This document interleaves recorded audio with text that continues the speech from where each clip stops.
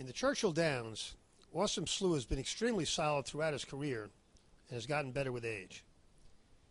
This year he debuted in a very fast race, and after adjusting for his wide trip, he earned the best figure of his life by quite a bit. As solid as this horse is, big tops off a layoff often set a horse back, and sometimes for a long time.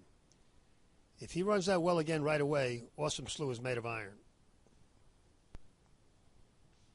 Imperial Hint is the horse of a lifetime for Carvajal. He has done a good job of spacing his starts to get big efforts, including following a ship to California for the Breeders' Cup.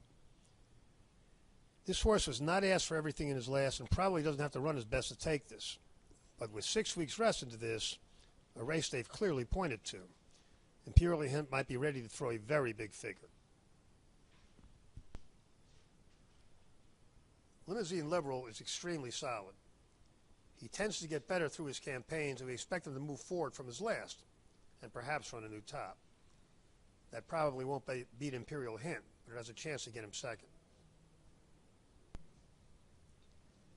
Outplay was a decent 3-year-old, but his 4-year-old debut was at a whole different level.